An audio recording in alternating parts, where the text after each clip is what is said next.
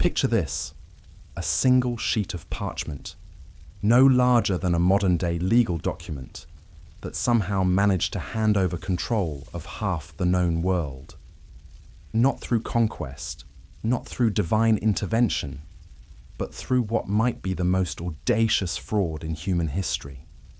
A lie so perfectly crafted, so strategically deployed, that it fooled emperors, kings, and scholars for over 700 years. This isn't the story of a small-time con artist or a petty church scandal. This is the tale of how the Catholic Church acquired an empire through forgery, deception, and political genius that would make modern corporate fraudsters look like amateur pickpockets. Welcome to the story of the donation of Constantine, the fake document that literally handed the Vatican the keys to the Western world. And if you think you know how powerful the Catholic Church became, you haven't heard anything yet. Because what I'm about to reveal will completely shatter your understanding of medieval politics, religious authority, and the very foundations upon which European civilization was built. But before we dive into this rabbit hole of medieval forgery and political manipulation, we need to understand just how desperate the situation had become. Because this wasn't just any ordinary lie. This was a lie born of absolute necessity, crafted in a moment when the very survival of papal authority hung in the balance.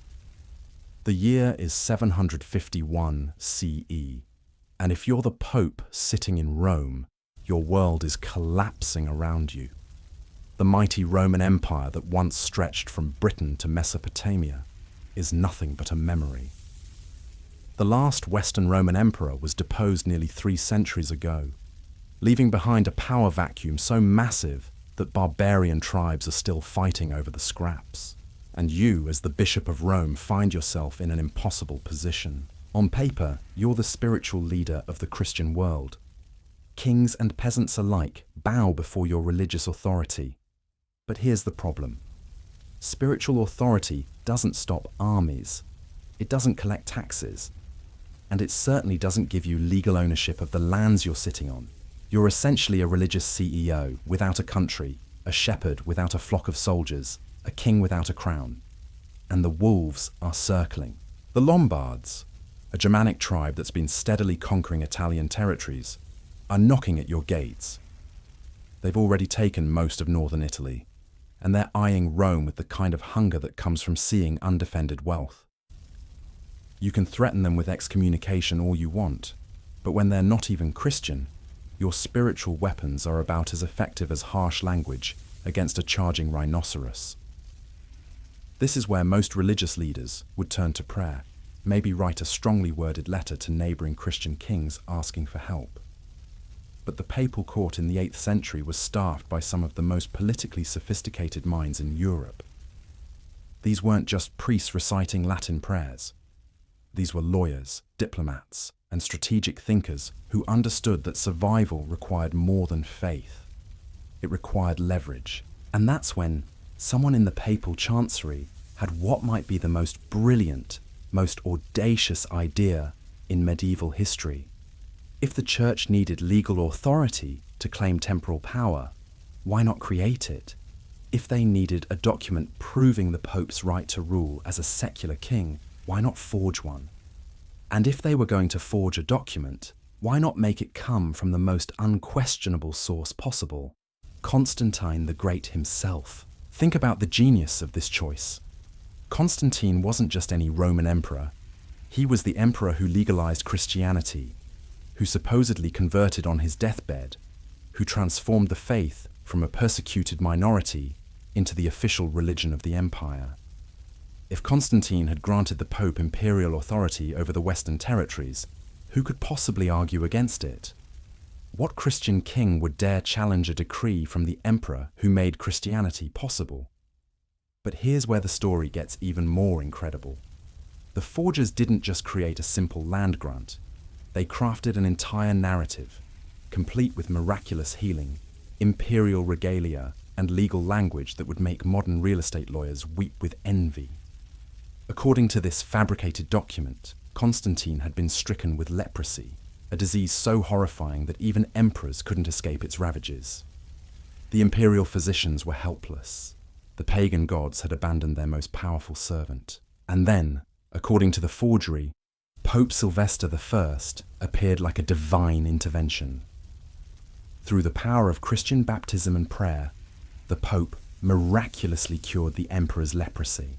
Constantine's skin was restored, his health returned, and in that moment of overwhelming gratitude, he made a decision that would supposedly reshape the entire political landscape of Europe.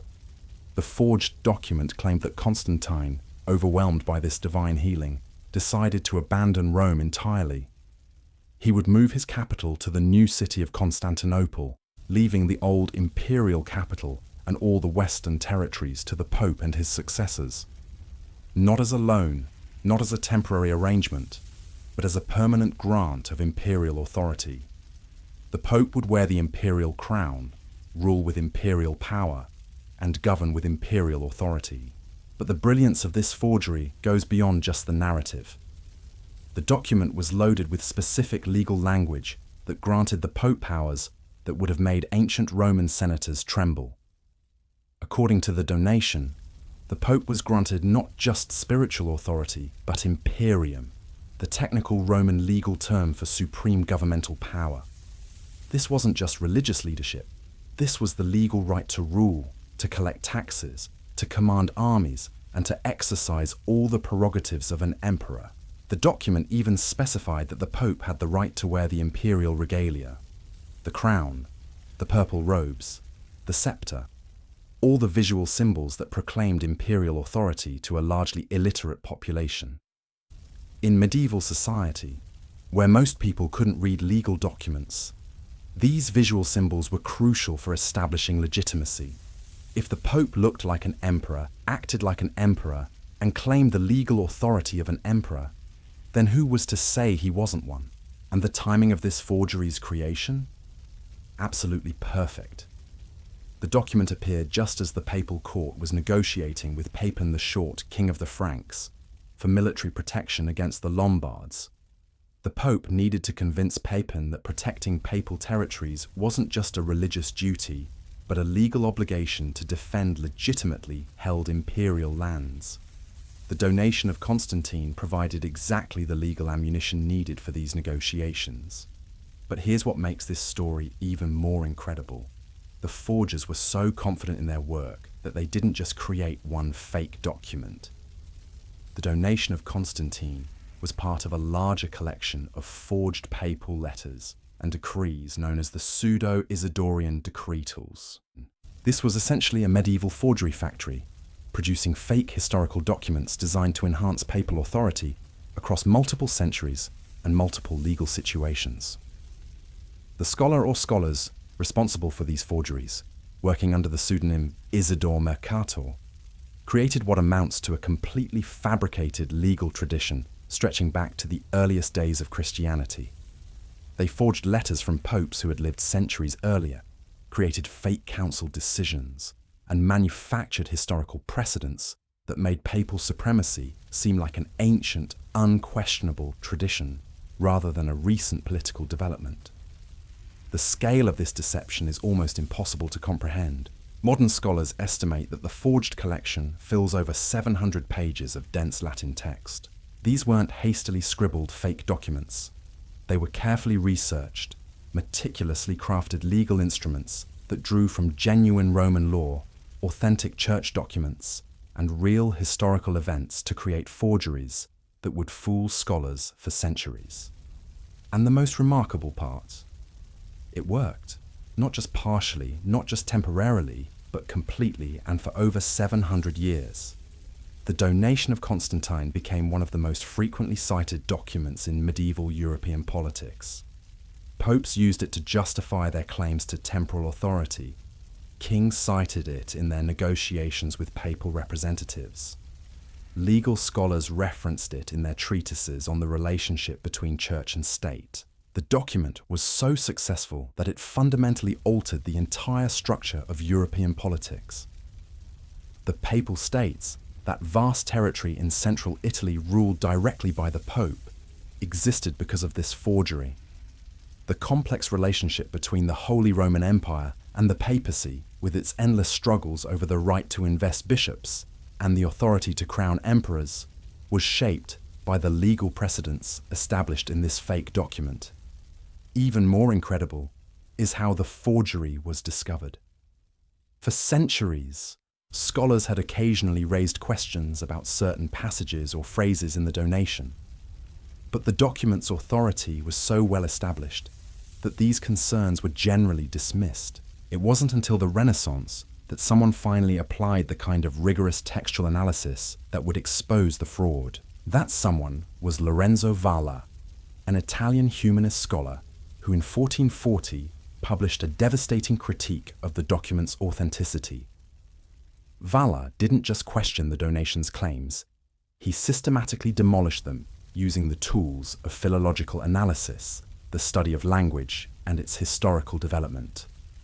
What Valla discovered was smoking gun evidence that the document was a medieval fake.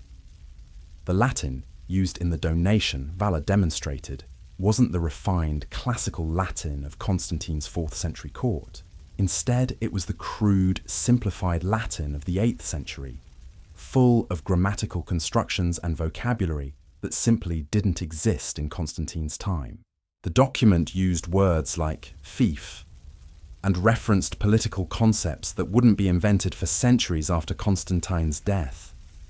Valla's analysis was so thorough and so devastating that it essentially created the modern discipline of historical criticism. He proved beyond any reasonable doubt that the donation of Constantine was a medieval forgery, created not by divine inspiration, but by very human political necessity. But here's the most remarkable part of this story.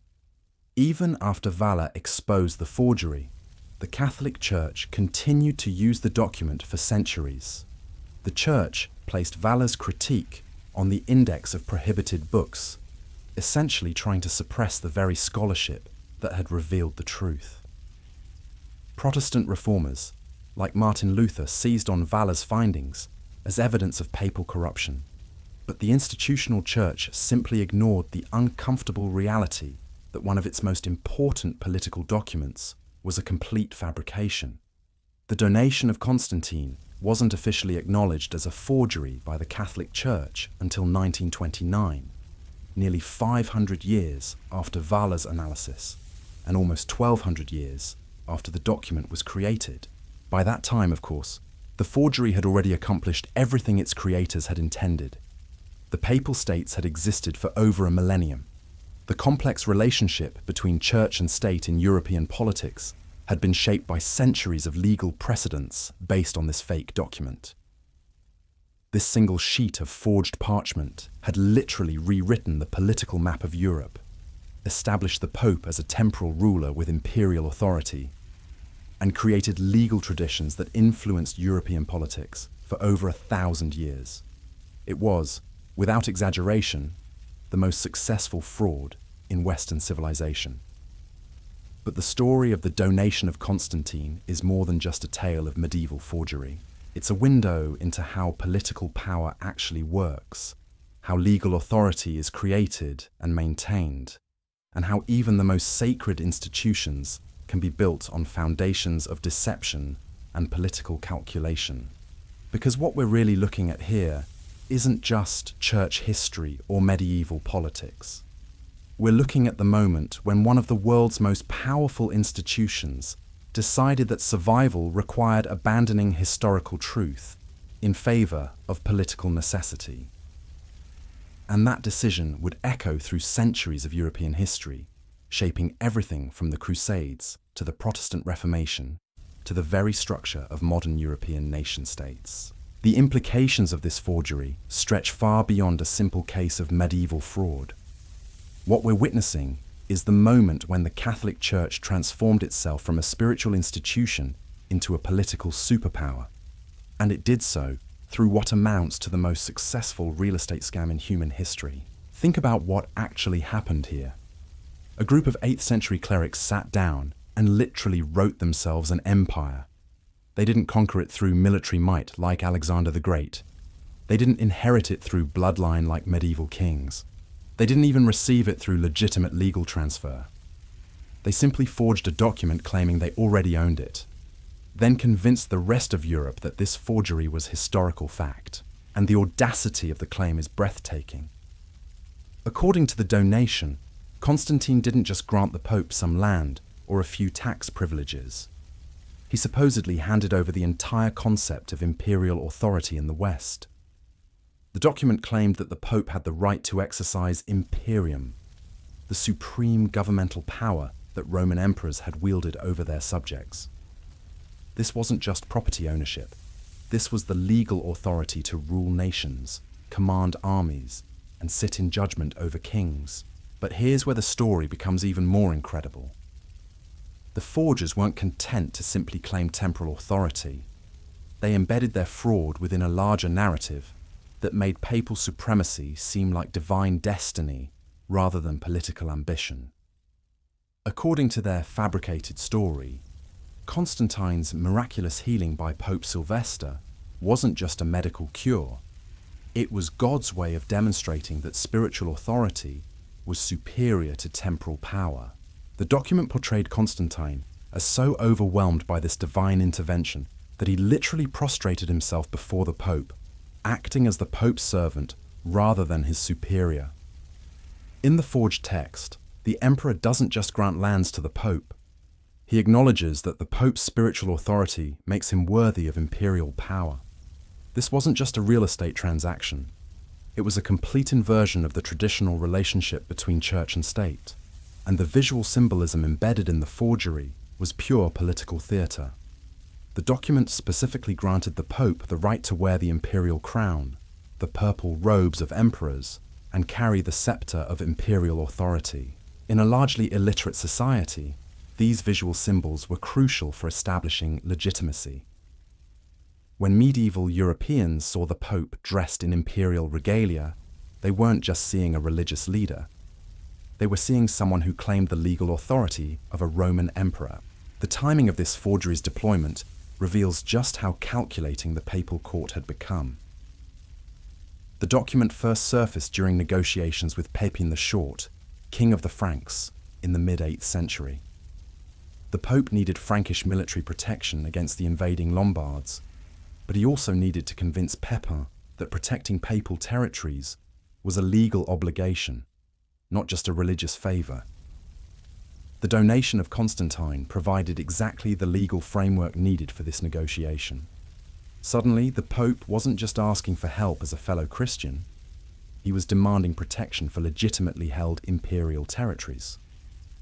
The document transformed what might have been a simple military alliance into a legal obligation to defend ancient imperial rights. And Pepin bought it completely.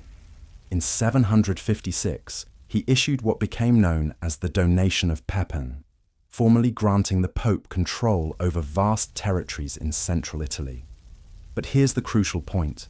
Pepin wasn't creating new papal authority. He was supposedly recognizing ancient imperial rights that Constantine had already granted centuries earlier. The forged document had provided the legal foundation that made Pepin's real donation seem like a restoration, rather than a revolutionary transfer of power. The success of this strategy was so complete that it fundamentally altered the entire structure of European politics. The papal states that emerged from these negotiations weren't just church property. They were sovereign territories ruled by the Pope as a temporal monarch. The Pope collected taxes, maintained armies, issued laws, and exercised all the prerogatives of secular kingship. And all of this authority traced back to a single forged document. But the donation of Constantine didn't just create the papal states. It established legal precedents that would influence European politics for the next 1,000 years. Medieval legal scholars treated the document as authentic historical evidence, using it to develop theories about the relationship between spiritual and temporal authority that shaped everything from the investiture controversy to the struggles between popes and Holy Roman emperors. The document became a cornerstone of what medieval lawyers called the two swords theory, the idea that God had granted both spiritual and temporal authority to the Church, which then delegated temporal power to secular rulers. According to this theory, Kings and emperors derived their authority not directly from God, but through papal delegation based on the precedent established by Constantine's supposed donation. This legal framework gave the Pope extraordinary leverage over secular rulers throughout medieval Europe. If temporal authority ultimately derived from papal delegation, then the Pope had the theoretical right to revoke that delegation from rulers who defied church authority. The threat of excommunication wasn't just spiritual punishment, it was a legal challenge to a ruler's right to govern, and the Church used this leverage ruthlessly. During the investiture controversy of the 11th and 12th centuries, Pope Gregory VII cited the donation of Constantine to justify his deposition of Holy Roman Emperor Henry IV. The Pope argued that since Constantine had granted imperial authority to the Church had the right to reclaim that authority from unworthy rulers. The psychological impact of this forged authority was perhaps even more important than its legal implications. Medieval Europeans grew up in a world where papal supremacy seemed like an ancient, unquestionable tradition. The idea that the Pope had received imperial authority directly from Constantine wasn't a recent political development. It was supposedly a historical fact dating back to the foundation of the Christian Empire. This perception of ancient legitimacy made papal authority seem natural rather than constructed. When medieval kings negotiated with papal representatives, they weren't dealing with religious leaders who had recently acquired political power. They were dealing with successors to imperial authority that predated their own kingdoms by centuries. The forgers had essentially rewritten European history to make papal supremacy seem inevitable. Instead of the Pope being a religious leader who had gradually acquired political influence, the donation portrayed him as the legitimate heir to imperial authority, who had temporarily allowed secular rulers to exercise power on his behalf. But perhaps the most remarkable aspect of this entire deception was how thoroughly it was integrated into medieval legal and political thought. The donation wasn't just cited occasionally in papal documents, it became a foundational text that influenced legal scholarship, political theory, and diplomatic negotiations across Europe. Medieval universities taught the donation as authentic history. Legal scholars incorporated its principles into their treatises on government and authority. Diplomatic correspondence between European courts routinely referenced the document's provisions. For over 700 years, one of the most frequently cited sources in European political discourse was a complete fabrication created by 8th century forgers, and the Church's commitment to maintaining this deception was absolute. When Renaissance scholars like Lorenzo Valla began to question the document's authenticity, the Church didn't engage with their evidence or acknowledge their concerns. Instead, it placed their works on the index of prohibited books and did everything possible to suppress scholarly criticism of the forgery. This response reveals something crucial about how the medieval Church understood the relationship between truth and authority. The institutional Church wasn't primarily concerned with historical accuracy. It was concerned with maintaining political power. Even when confronted with clear evidence that the donation was fraudulent, Church authorities chose to suppress the truth rather than acknowledge that their temporal authority rested on forged foundations. The Protestant reformers understood exactly what this meant. When Martin Luther encountered Valla's analysis of the donation, he realized that papal claims to supremacy weren't based on divine authority or historical tradition. They were based on deliberate deception. The discovery that the Church had built its political power on forged documents became a central argument in Protestant critiques of papal authority. But even the Protestant Reformation didn't immediately destroy the political influence of the donation of Constantine. The document continued to shape European politics well into the early modern period. The complex relationship between church and state that dominated European political development for centuries was still influenced by legal precedents that trace back to this medieval forgery. The Papal States continued to exist as sovereign territories ruled by the Pope until 1870, when they were finally incorporated into the newly unified Kingdom of Italy.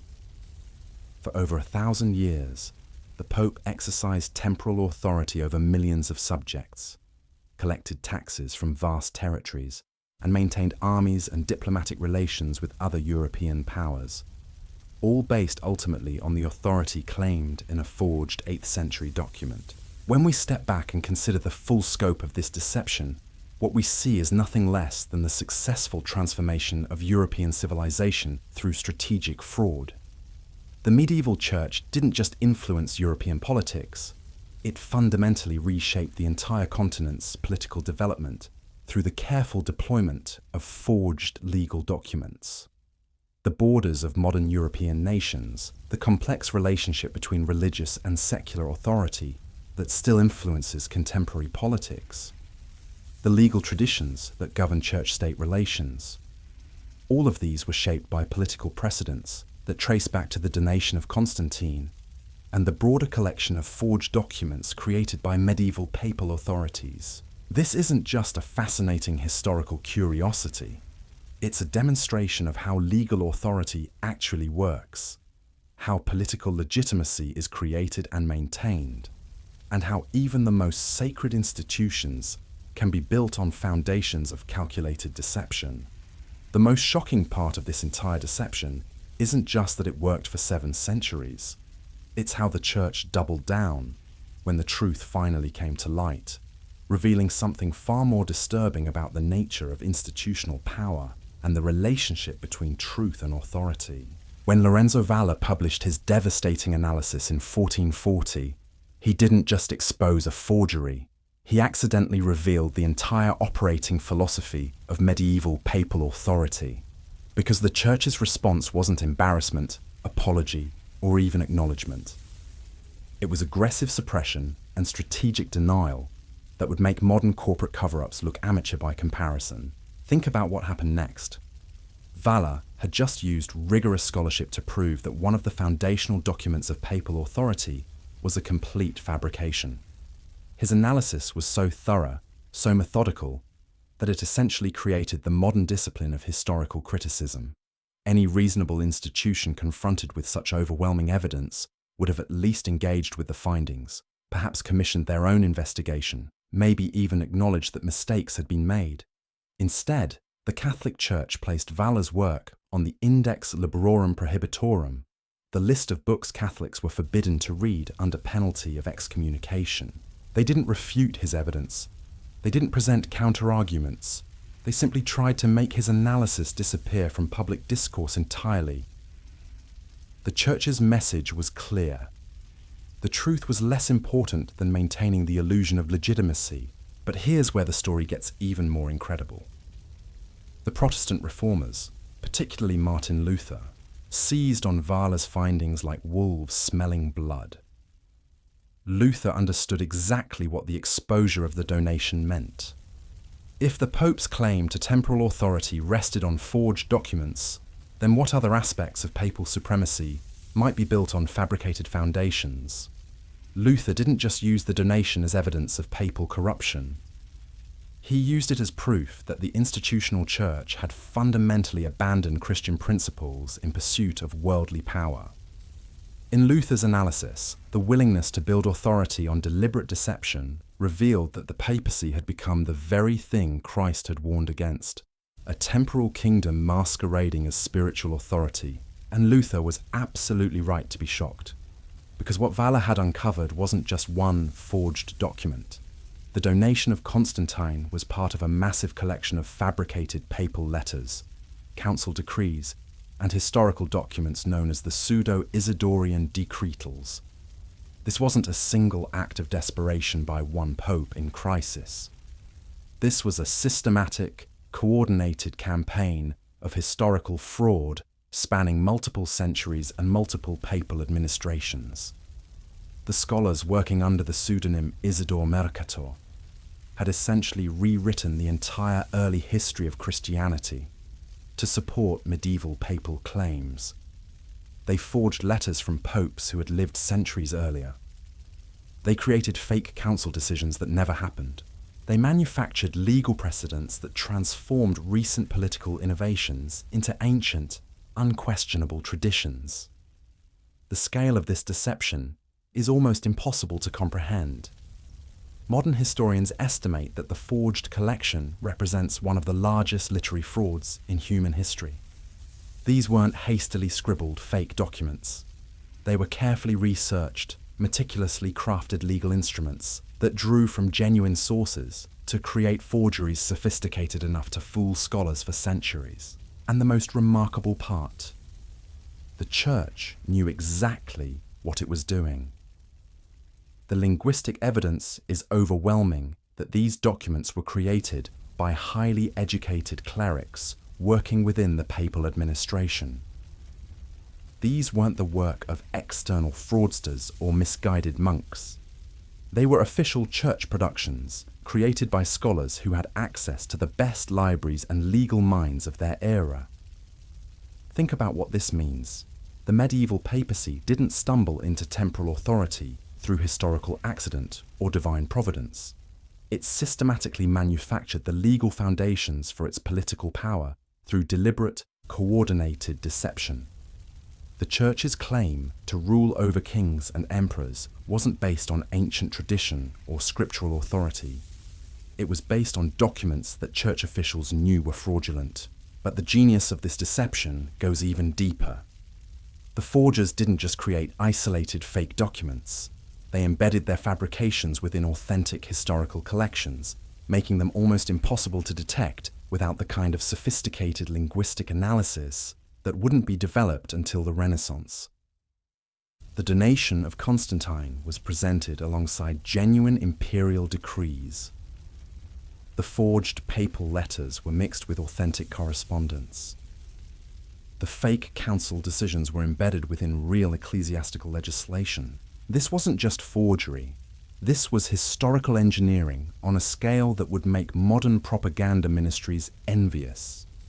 The Church was literally rewriting the past to justify the present, creating an alternate version of Christian history that supported their contemporary political ambitions. And the strategy worked so completely that it shaped not just papal authority, but the entire development of European political thought. Medieval universities taught these forged documents as authentic history. Legal scholars incorporated their principles into treatises on government and authority. Diplomatic negotiations between European courts routinely referenced provisions from fabricated texts. For over 700 years, European politics was guided by legal precedents that existed only in the imagination of 8th and 9th century forgers. Kings justified their authority by reference to fake imperial grants. Popes excommunicated emperors based on fabricated legal traditions. Wars were fought to defend territorial claims that rested on manufactured historical precedents. The investiture controversy, one of the defining political conflicts of the High Middle Ages, was essentially a struggle over authority claims that were based entirely on forged documents. When Pope Gregory VII deposed Holy Roman Emperor Henry IV, he cited legal precedents from the pseudo-Isidorian collection. When Henry IV challenged papal authority, he was unknowingly fighting against fabricated historical traditions that had never actually existed. The Crusades themselves were justified partly through legal frameworks established in these forged documents. The Pope's authority to grant indulgences, to absolve crusaders of their sins, and to promise spiritual rewards for temporal military service. All of these powers were supported by fake papal letters that claimed ancient precedent for practices that were actually medieval innovations. But perhaps the most disturbing aspect of this entire deception is how it reveals the medieval church's understanding of truth itself when confronted with overwhelming evidence that their foundational documents were fraudulent. Church authorities didn't see this as a crisis of legitimacy. They saw it as a public relations problem that needed to be managed through information control. The placement of Valla's work on the Index of Prohibited Books wasn't just censorship. It was an explicit statement that historical truth was subordinate to institutional authority.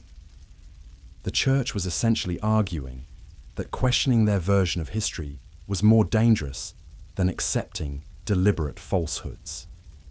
They preferred a population that believed comfortable lies to one that confronted uncomfortable truths. And this philosophy had consequences that extended far beyond church politics.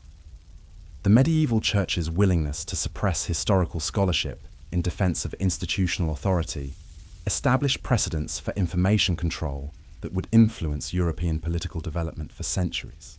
The idea that certain truths were too dangerous for public consumption became embedded in European political culture.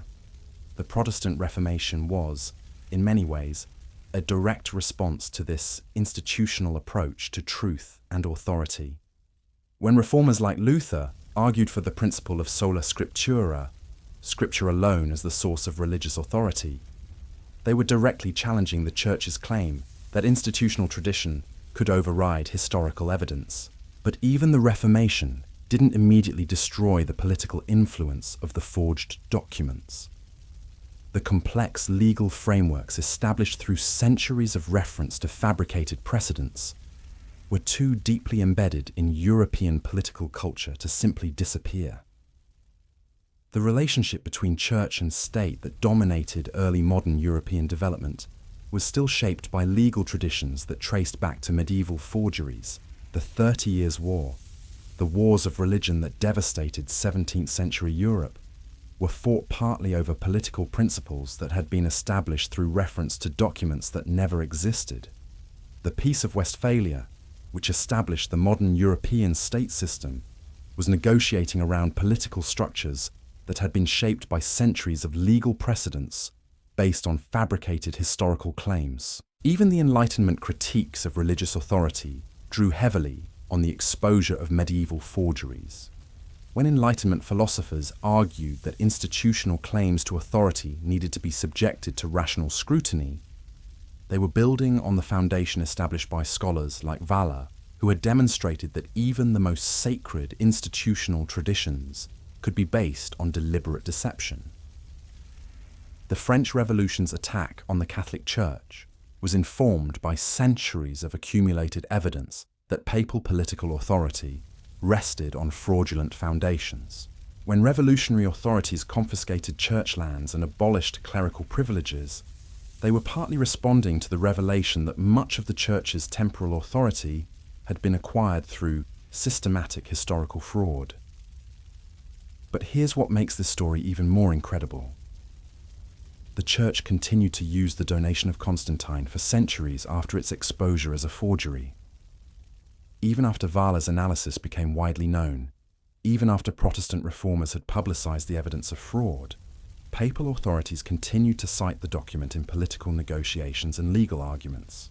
This wasn't ignorance or innocent error. By the 16th century, educated church officials were fully aware that the donation was fraudulent, but they continued to reference it because it served their political purposes, regardless of its historical authenticity. The Church had moved beyond defending the document's legitimacy to simply asserting that historical truth was irrelevant to institutional authority. The donation wasn't officially acknowledged as a forgery by the Catholic Church until 1929. Nearly 500 years after Valla's analysis, and almost 1,200 years after the document was created. Even then, the acknowledgement came only as part of the Lateran Treaty negotiations with Mussolini's government, when the Church was forced to abandon its remaining territorial claims in exchange for recognition of Vatican sovereignty. By 1929, of course, the donation had already accomplished everything its creators had intended. The Papal States had existed for over a millennium. The complex relationship between church and state in European politics had been shaped by centuries of legal precedents based on this fake document. The political map of Europe had been redrawn around territorial claims that ultimately trace back to a medieval forgery. The Church's final acknowledgement of the fraud came only after the document had served its purpose so completely that its historical authenticity no longer mattered. The legal and political structures it had helped create were too deeply embedded in European civilization to be undone by belated admissions of historical truth. And that might be the most disturbing lesson of the entire donation of Constantine affair. The The story reveals how institutional authority can become completely divorced from historical legitimacy, how political power can be built on foundations of deliberate deception, and how societies can become so invested in comfortable lies that they prefer fabricated traditions to uncomfortable truths. The medieval church didn't just forge one document, it systematically rewrote European history to support its political ambitions, then spent centuries suppressing any scholarship that threatened to expose the deception. The institution that claimed to represent ultimate truth on earth built its temporal authority on what might be the most successful fraud in human history. But the implications of this story extend far beyond medieval church politics. What we're really looking at is a case study in how authority actually works, how legitimacy is created and maintained, and how even the most sacred institutions can prioritize power over truth when their survival seems to depend on it. The donation of Constantine reveals that the relationship between truth and authority is far more complex and far more fragile than most people realize. Institutions don't derive their power from being right. They derive their power from being believed. And once that belief becomes sufficiently widespread and sufficiently entrenched, historical accuracy becomes almost irrelevant. This is why the Church was able to maintain its temporal authority for centuries, even after the fraudulent nature of its foundational documents became widely known. The political and legal structures built on forged foundations had become so integral to European civilization that acknowledging their illegitimacy would have required dismantling the entire framework of medieval political culture. The donation of Constantine wasn't just a medieval forgery, it was a demonstration of how fabricated authority can become indistinguishable from legitimate authority once it becomes sufficiently institutionalized. The document created political realities that outlasted its historical credibility by centuries. And perhaps that's the most unsettling aspect of this entire story. The medieval church proved that truth and authority exist in completely separate domains, that institutional power can survive the complete exposure of its fraudulent foundations, and that societies will often choose comfortable deceptions over inconvenient realities. The Pope who sits in Vatican City today exercises authority that ultimately traces back to a forged 8th century document. The complex relationship between church and state that still influences contemporary European politics was shaped by legal precedents based on fabricated historical claims. The political borders of modern European nations were influenced by territorial arrangements that ultimately derived from medieval fraud. We live in a world that was shaped, in ways both obvious and subtle, by the successful deployment of the most audacious forgery in Western civilization. And that might be the most remarkable testament to the power of this medieval deception. Not just that it worked for centuries, but that its influence continues to shape our world today, long after its fraudulent nature has been exposed and acknowledged. The donation of Constantine stands as perhaps the most successful example in history of how a single fabricated document can reshape civilization itself.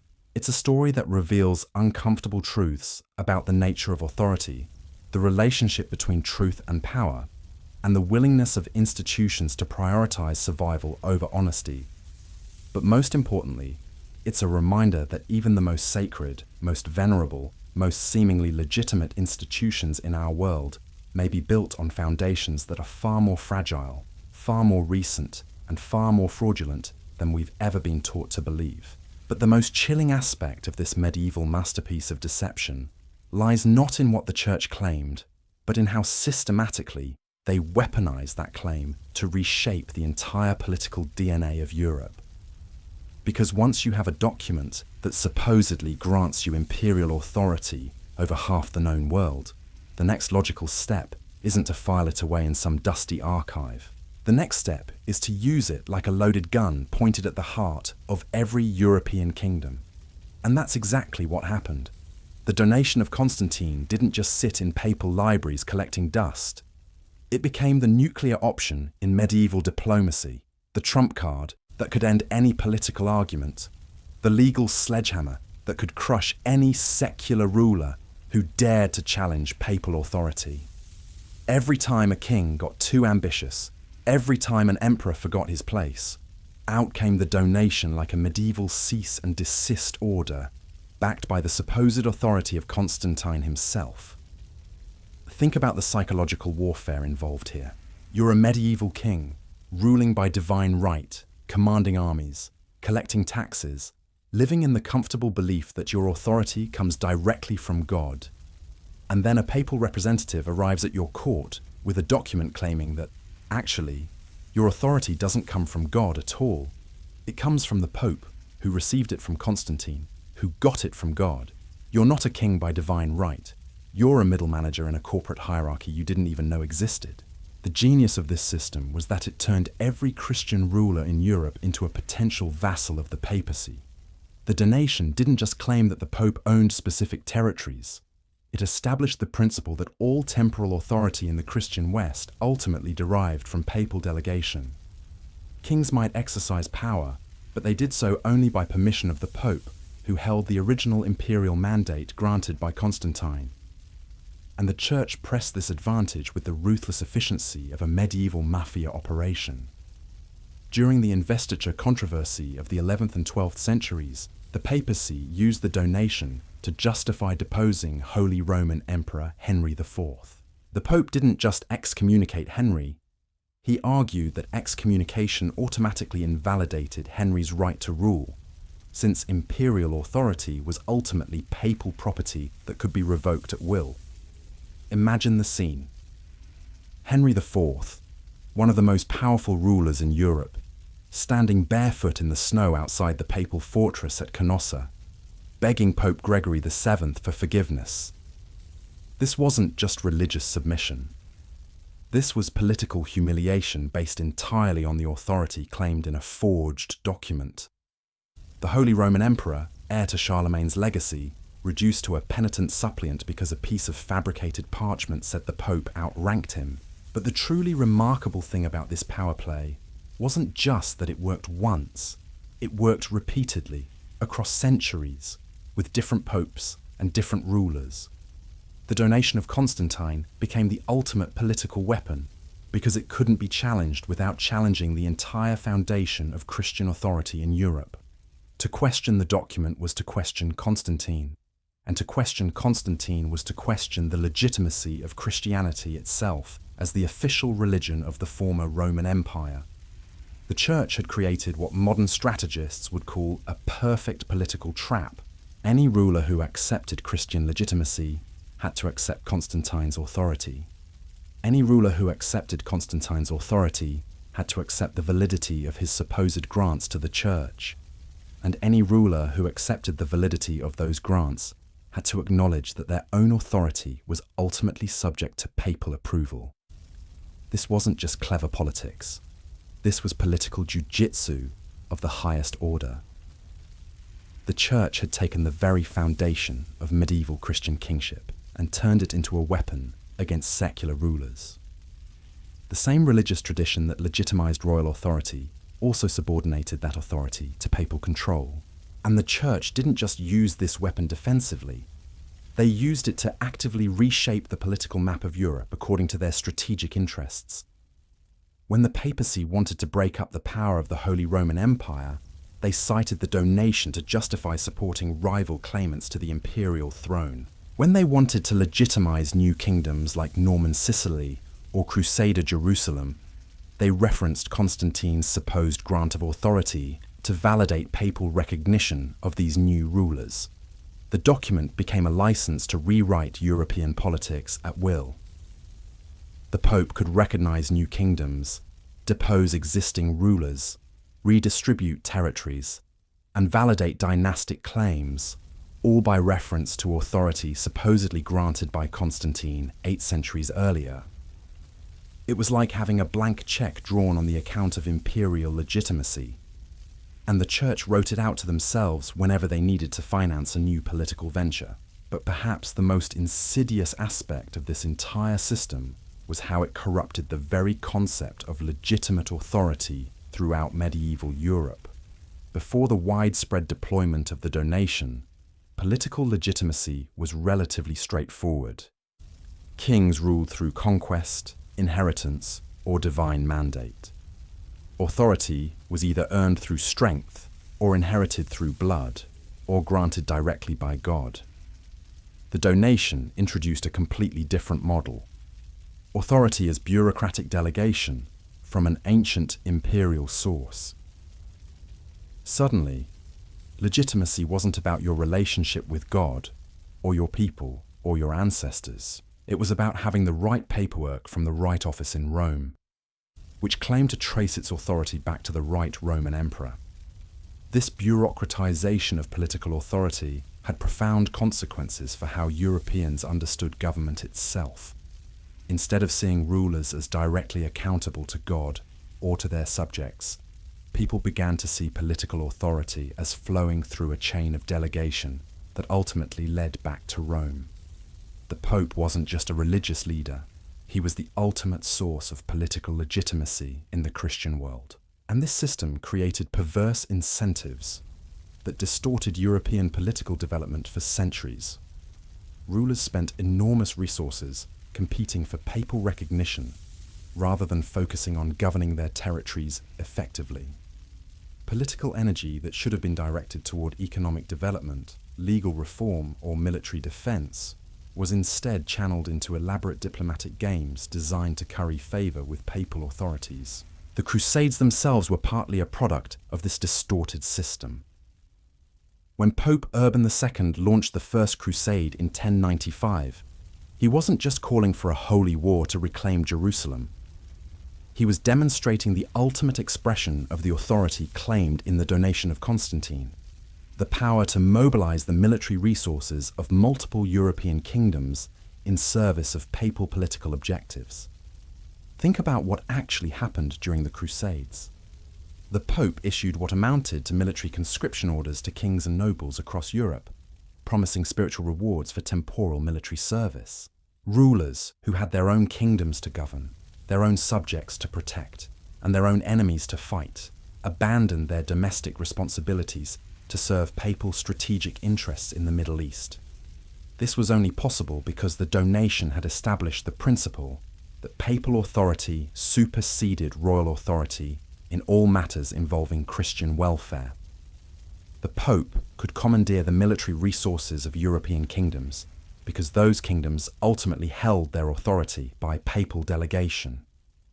The Crusades were the donation of Constantine in action, secular military power redirected to serve papal political objectives. And the financial dimensions of this system were staggering. The Church didn't just claim political authority over European rulers, it claimed the right to tax them.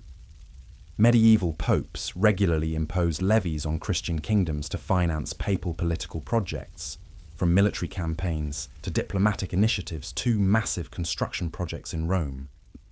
These weren't voluntary donations or traditional religious tithes. These were mandatory taxes imposed by papal authority on the basis of the ultimate sovereignty claimed in the donation of Constantine. European rulers found themselves paying taxes to a foreign power based on a document they weren't allowed to examine critically and couldn't challenge without risking excommunication and political isolation. The English conflict over papal taxation in the 13th and 14th centuries illustrates just how far this system had evolved from its forged origins. When Pope Innocent IV imposed crushing taxes on the English Church to finance his wars against Holy Roman Emperor Frederick II, English nobles weren't just paying for foreign military adventures. They were paying taxes ultimately justified by a document that had been fabricated 5 centuries earlier to solve a completely different political crisis. The economic drain was enormous. Medieval European kingdoms regularly transferred vast amounts of wealth to Rome to finance papal political projects that had nothing to do with their own national interests. This wasn't religious charity. This was imperial taxation imposed by a foreign authority that claimed ultimate sovereignty over all Christian territories. And the Church protected this revenue stream with the same ruthless efficiency they used to protect their political authority. Any ruler who resisted papal taxation faced excommunication, interdict, and the threat of deposition. The same forged document that granted political authority also granted the power to impose unlimited financial obligations on Christian kingdoms.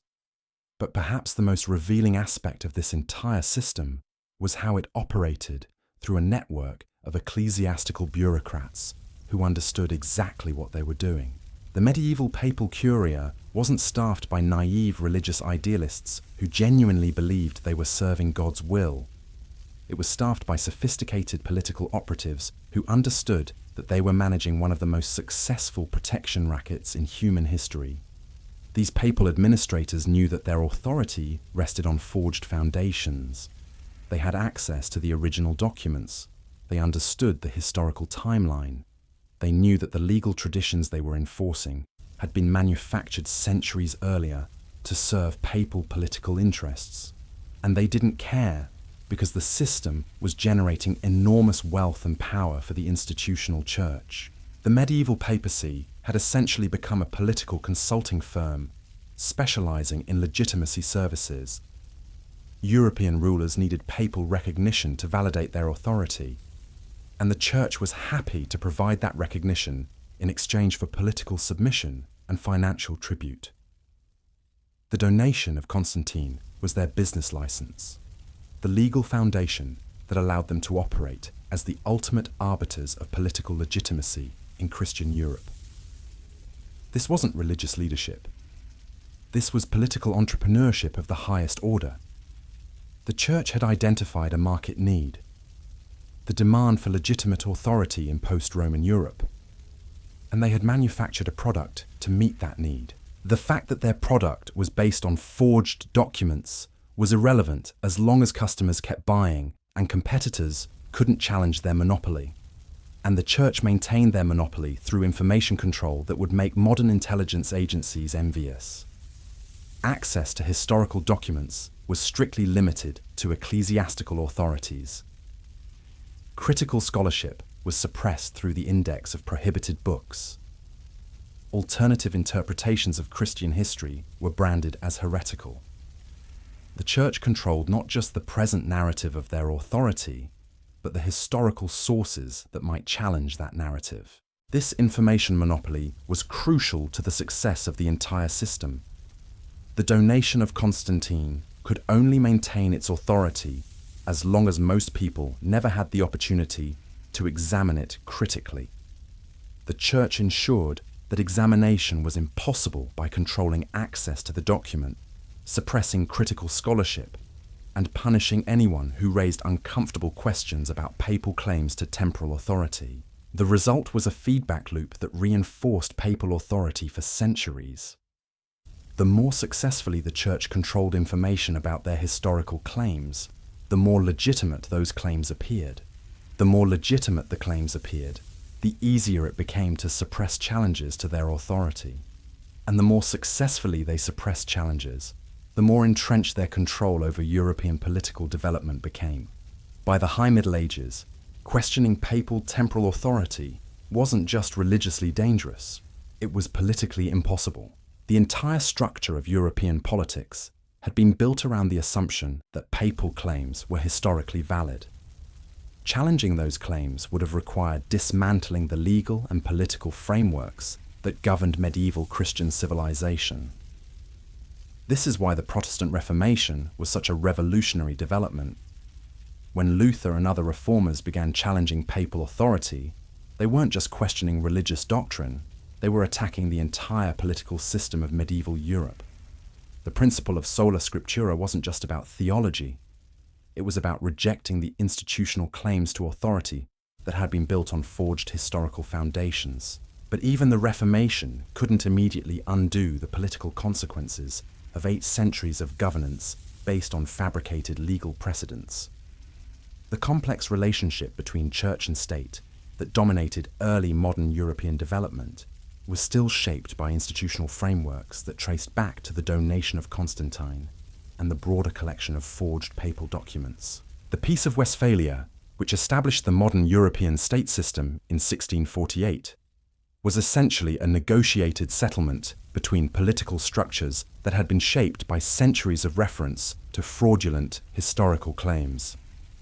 The principle of cuius regio, eius religio, whoever rules his religion, was a direct response to the chaos created by challenging authority systems that had been based on forged foundations. Even the Enlightenment critique of religious authority drew heavily on the historical exposure of medieval forgeries.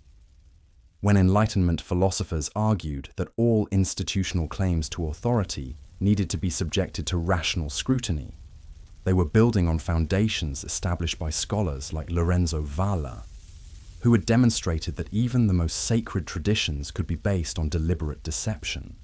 The French Revolution's systematic attack on ecclesiastical privilege was informed by centuries of accumulated evidence that church authority rested on fraudulent historical claims. When revolutionary authorities confiscated church lands and abolished clerical exemptions from taxation, they were partly responding to the revelation that much of the church's temporal authority had been acquired through systematic historical fraud. But here's what makes this story truly incredible. Even as the fraudulent nature of their foundational documents became widely known, the Church continued to exercise temporal authority for centuries. The Papal States persisted until 1870, more than 4 centuries after Lorenzo Valla had definitively exposed the donation of Constantine as a forgery. This persistence reveals something profound about the relationship between truth and power in human societies. Once authority becomes sufficiently institutionalized, its historical legitimacy becomes almost irrelevant. The political and legal structures built on forged foundations develop their own momentum, their own constituencies, their own reasons for existence that have nothing to do with the original justifications for their creation. The medieval church proved that fabricated authority can become indistinguishable from legitimate authority once it becomes sufficiently embedded in social and political structures. The donation of Constantine created political realities that outlasted its historical credibility by centuries, demonstrating that institutional power can survive the complete exposure of its fraudulent origins. And perhaps that's the most disturbing lesson of this entire affair. The story of the donation of Constantine isn't just about medieval forgery or church history. It's a case study in how authority actually works, how legitimacy is created and maintained, and how institutions can prioritize survival over truth when their continued existence seems to depend on deception. The implications extend far beyond medieval politics. We live in a world where institutional authority is constantly challenged, where historical narratives are regularly contested, where the relationship between truth and power remains as complex as it was in the 8th century when papal forgers first sat down to rewrite European history. The donation of Constantine stands as a permanent reminder that even the most venerable, most seemingly legitimate institutions in our world may be built on foundations that are far more recent, far more fragile, and far more fraudulent than we've been taught to believe. It's a story that forces us to question not just what we know about medieval history, but how we think about authority, legitimacy, and the relationship between institutional power and historical truth in our own time. The Pope who sits in Vatican City today exercises authority that can be traced through an unbroken chain of institutional continuity back to political powers that were originally acquired through one of the most successful frauds in human history. The complex relationship between church and state that still influences contemporary European politics was shaped by legal precedents based on fabricated historical claims. The political development of Western civilization was fundamentally altered by the strategic deployment of forged documents created by medieval clerics, who prioritized institutional survival over historical accuracy.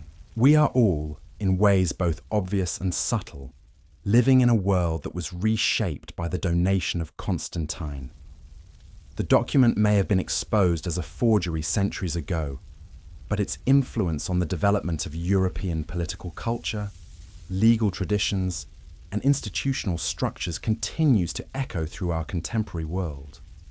And that might be the most remarkable testament to the success of this medieval deception, not just that it worked for over 700 years, but that its consequences continue to shape our world today, long after its fraudulent nature has been acknowledged by the very institution that created it. The story of the donation of Constantine is ultimately a story about the power of narrative to reshape reality, the ability of institutions to manufacture legitimacy through strategic deception, and the persistence of fabricated authority long after its fictional origins have been exposed. It's a story that reveals uncomfortable truths about how our world actually works, and how the relationship between truth and power is far more complex than most of us have ever been taught to believe. But most importantly, it's a reminder that questioning institutional authority isn't just an academic exercise. It's a fundamental responsibility in any society that values truth over comfortable deception. Because the alternative, as the story of the donation of Constantine so clearly demonstrates, is a world where the most powerful institutions can rewrite history itself to serve their own interests, and where fabricated authority can persist for centuries simply because it serves the needs of those who benefit from maintaining the illusion. The medieval church proved that with sufficient audacity, careful planning, and strategic deployment, a single forged document can literally reshape civilization. The question that remains for us is whether we have the wisdom to learn from their example and the courage to ensure that such deceptions can never again determine the course of human history. The course of human history. But the most chilling revelation about this medieval masterpiece of fraud isn't what it created, it's what it destroyed. Because while the church was busy building an empire on forged parchment, they were systematically dismantling something far more precious, the very concept of truth itself as a foundation for legitimate authority. Think about what Europe looked like before the donation took hold. Political authority, for all its brutality and chaos, at least operated on recognizable principles. Kings ruled through conquest. You could see their armies, count their victories, measure their strength. Nobles inherited power through bloodlines. You could trace their genealogies, verify their lineages, challenge their claims based on observable facts. Even religious authority operated through direct scriptural interpretation. You could read the texts, debate their meanings, appeal to divine revelation that was theoretically accessible to any believer. But the donation of Constantine introduced something entirely new and entirely toxic to European political culture. The principle that legitimate authority could rest on unprovable historical claims that were deliberately shielded from examination. The Church didn't just forge a document. They established the precedent that questioning certain types of authority was inherently illegitimate, even heretical. This wasn't just political innovation. This was the birth of institutionalized gaslighting on a civilizational scale. The Church was essentially arguing that their version of history was true because they said it was true, and any attempt to verify their claims was an attack on the divine order itself. They transformed historical inquiry from a search for truth into an act of rebellion against God. And the psychological impact on medieval European society was devastating. Imagine growing up in a world where the most basic questions about political authority, who has the right to rule, where does that right come from, how can claims to authority be verified, were declared off limits for rational examination. You weren't allowed to ask whether the Pope's territorial claims were legitimate. You weren't permitted to examine the documents that supposedly justified papal supremacy. You couldn't even discuss whether the historical events described in church authorities were actually real. The Church had created what modern psychologists would recognize as a classic abusive relationship dynamic, but scaled up to encompass entire civilizations. They demanded absolute trust while refusing to provide evidence for their claims. They punished questioning, while insisting that their authority was based on unquestionable historical facts. They created a system where doubt itself became a sin, where intellectual curiosity was transformed into spiritual rebellion. This psychological manipulation was reinforced through every aspect of medieval social structure. Children were taught from birth that papal authority was as natural and unquestionable as the rising of the sun. University education was controlled by ecclesiastical authorities, who ensured that certain historical questions were never raised. Legal systems incorporated papal claims as foundational assumptions that couldn't be challenged without undermining the entire framework of medieval law. The result was a civilization that gradually lost the ability to distinguish between legitimate authority and manufactured authority, between historical fact and institutional propaganda. European society became conditioned to accept claims to power based not on evidence, but on the assertion that evidence was unnecessary or even dangerous to examine, and this conditioning had consequences that extended far beyond medieval politics. The Church's success in establishing authority based on unverifiable historical claims created precedents that would influence European political culture for centuries. The idea that certain institutions possessed authority so sacred that questioning it was inherently illegitimate became embedded in European political thought. The divine right of kings, the absolute authority of monarchs, the unquestionable legitimacy of aristocratic privilege. All of these later developments in European political culture drew on precedents established by the Church's successful deployment of forged authority. If the Pope could claim imperial power based on unprovable historical events, then kings could claim divine mandate based on equally unprovable spiritual revelations. The donation of Constantine didn't just create papal temporal authority, it created a political culture where authority itself became divorced from accountability, where power could be justified through appeals to sacred traditions that were deliberately shielded from rational examination. The Church had proved that with sufficient audacity and careful information control, any institution could manufacture legitimacy for any claim to power.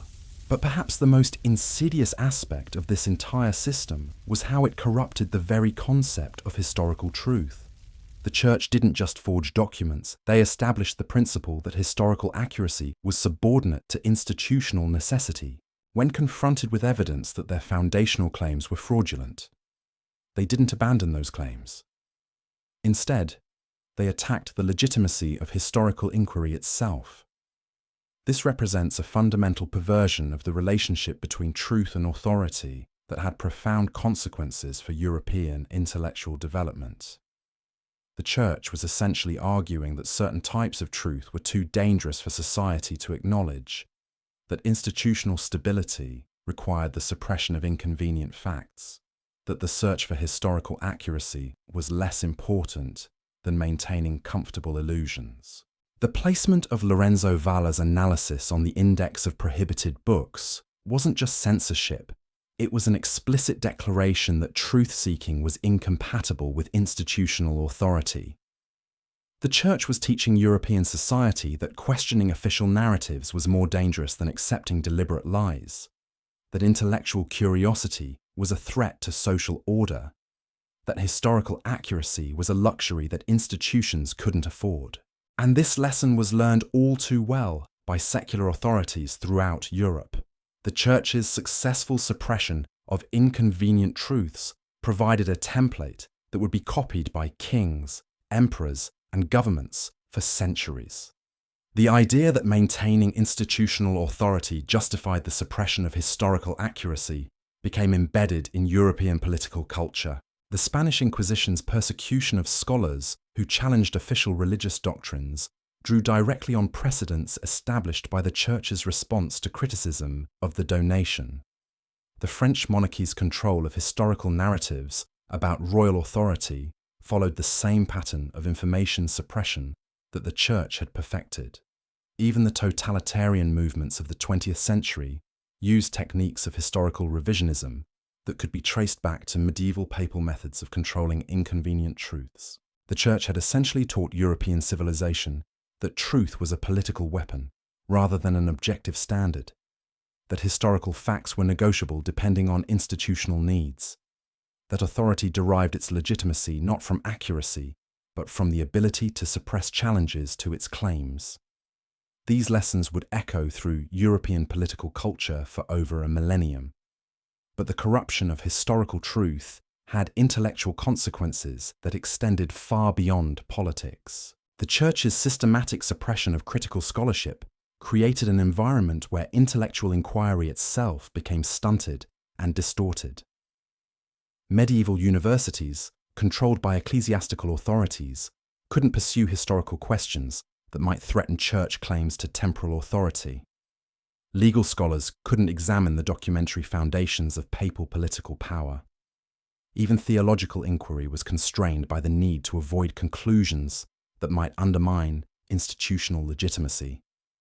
This intellectual stagnation had consequences that are difficult to measure but impossible to ignore. How many potential discoveries were never made because scholars couldn't pursue lines of inquiry that might challenge ecclesiastical authority? How many intellectual breakthroughs were prevented by the Church's systematic suppression of critical thinking about historical claims? How much human knowledge was lost because institutional survival was prioritized over truth-seeking? The Renaissance recovery of classical learning was partly a response to the intellectual limitations imposed by medieval ecclesiastical control of historical inquiry. When Renaissance scholars began applying rigorous analytical methods to medieval claims about ancient history, they didn't just expose specific forgeries, they recovered entire intellectual traditions that had been suppressed by institutions that couldn't tolerate inconvenient truths. Lorenzo Valla's analysis of the donation wasn't just an exercise in historical criticism, it was a demonstration of intellectual methods that had been systematically suppressed by ecclesiastical authorities for centuries. The linguistic techniques he used to expose the forgery represented a recovery of scholarly traditions that the Church had deliberately marginalized because they posed threats to institutional claims to authority. The Enlightenment critique of religious and political authority drew heavily on this recovery of critical intellectual methods.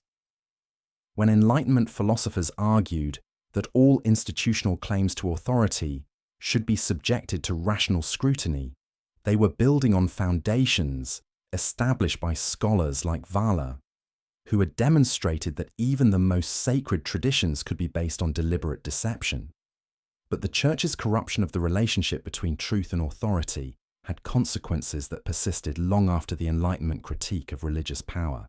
The precedents established by medieval papal methods of controlling historical narratives influenced the development of modern propaganda techniques, information warfare, and systematic historical revisionism. The techniques the Church used to suppress criticism of forged documents, controlling access to primary sources, punishing scholars who raised inconvenient questions, creating alternative narratives that avoided addressing factual challenges, became the foundation for modern methods of information control.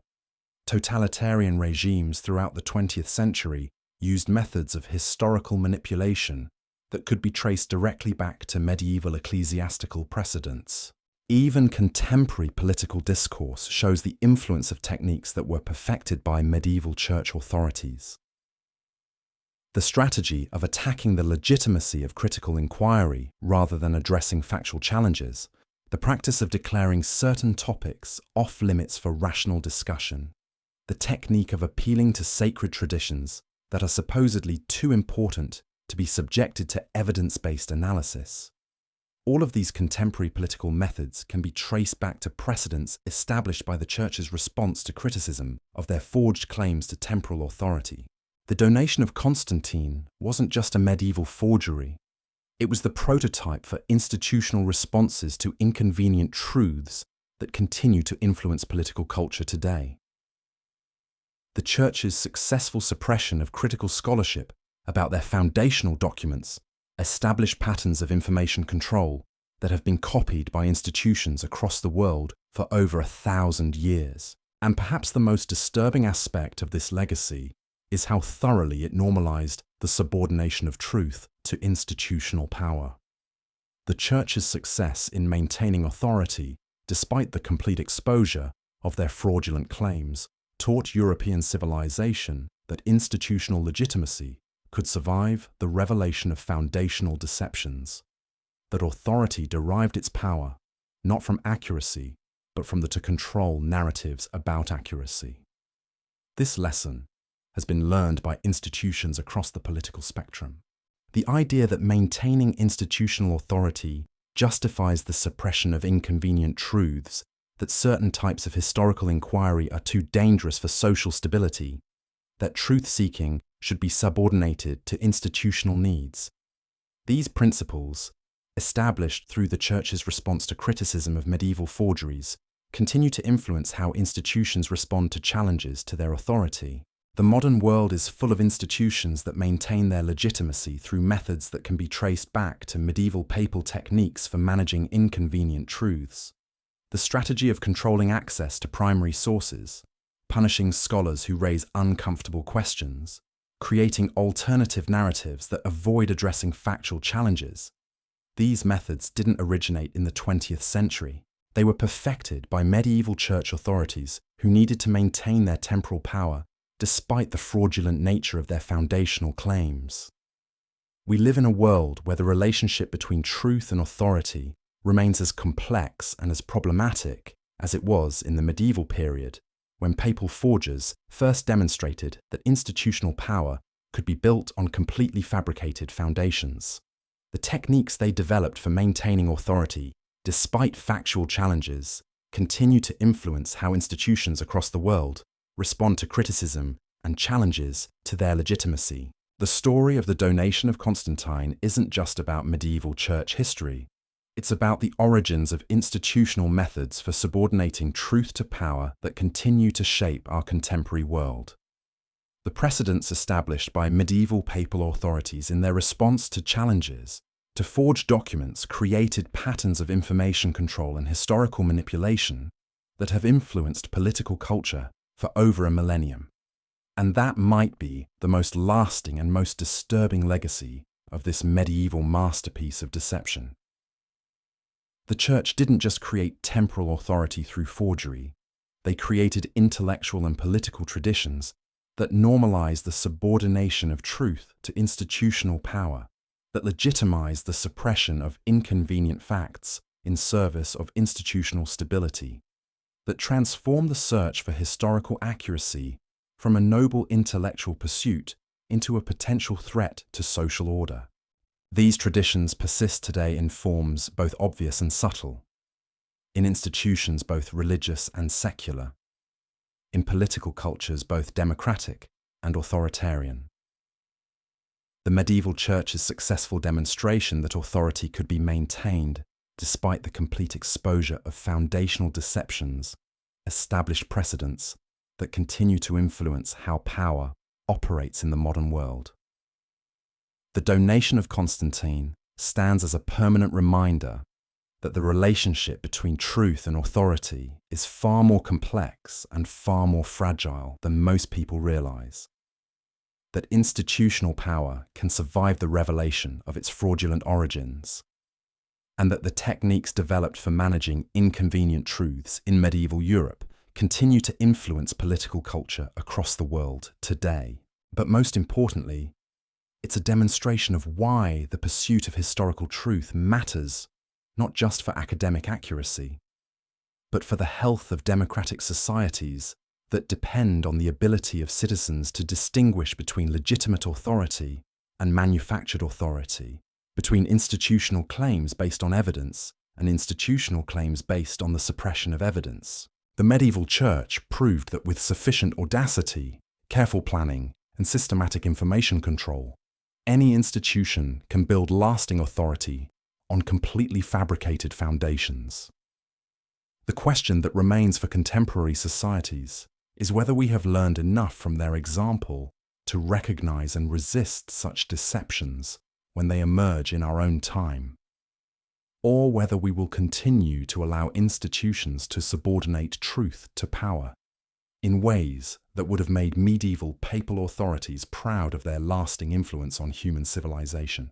The techniques they perfected for building and maintaining authority through strategic deception continue to echo through our contemporary world, reminding us that the most important battles for human freedom are often fought not on physical battlefields, but in the realm of ideas, information, and the eternal struggle between those who seek truth and those who seek to control it for their own institutional advantage. The ultimate irony of this millennium-spanning deception reveals itself when you realize that the Church's most devastating weapon wasn't spiritual at all.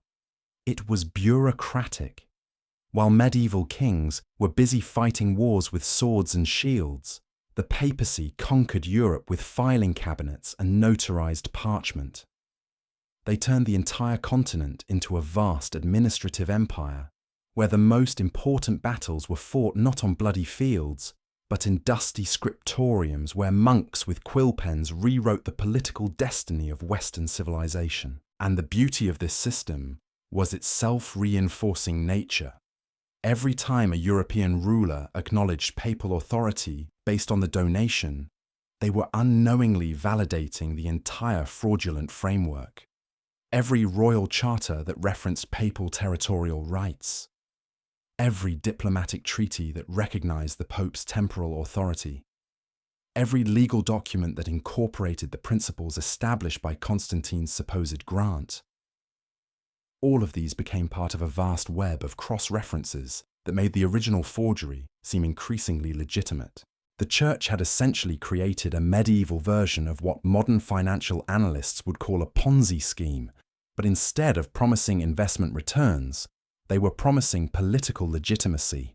Each new participant in the system, each king who sought papal recognition, each noble who accepted church territorial claims, each legal scholar who incorporated papal precedents into their treatises, added another layer of apparent authenticity to the entire fraudulent structure. By the High Middle Ages, the donation of Constantine wasn't just a single forged document anymore. It had become the cornerstone of an entire legal universe that encompassed thousands of subsequent documents, legal precedents, and institutional practices. Challenging the authenticity of the original donation would have required dismantling centuries of accumulated legal and political structures that had been built on its foundation. This is why Lorenzo Valla's linguistic analysis in 1440 was so revolutionary and so dangerous. He wasn't just exposing a single medieval forgery. He was threatening to bring down an entire civilization's understanding of legitimate authority. His demonstration that the donation's Latin was anachronistic didn't just prove that one document was fake. It suggested that the entire legal and political framework of European civilization might be built on fabricated foundations. And the Church's response to Valla's analysis reveals just how thoroughly they understood the implications of his discovery. They didn't place his work on the index of prohibited books because they disagreed with his linguistic methods or questioned his scholarly credentials. They suppressed his analysis because they recognized that it posed an existential threat to the entire system of temporal authority that had been constructed around the forged donation. The institutional church had become so invested in the political structures created by their medieval predecessors that historical truth had become subordinate to organizational survival. They weren't defending the authenticity of ancient documents anymore.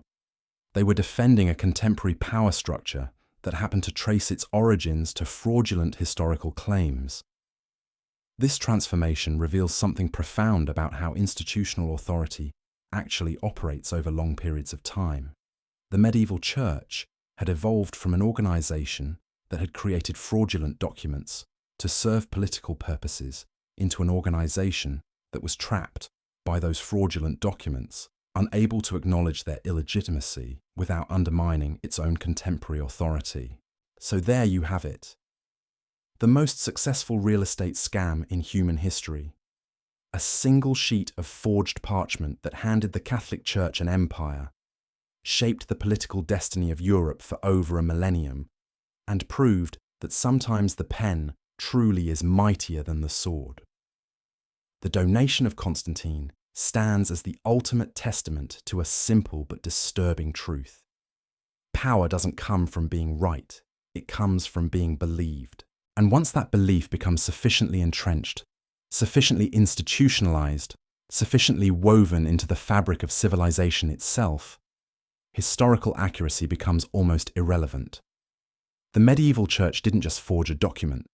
They forged the very concept of legitimate authority, teaching the world that truth is negotiable, but power is permanent. And perhaps that's the most chilling lesson of all. In a world where institutions still subordinate truth to survival, where authority still shields itself behind claims too sacred to be questioned, the spirit of those 8th century forgers lives on. The donation may have been exposed, but the precedent it established, that fabricated authority can become indistinguishable from legitimate authority, continues to echo through our contemporary world. So the next time someone in power tells you to trust them without evidence, remember the story of how a few medieval monks with quill pens conquered Europe. Because the greatest weapon ever wielded wasn't made of steel, it was made of ink.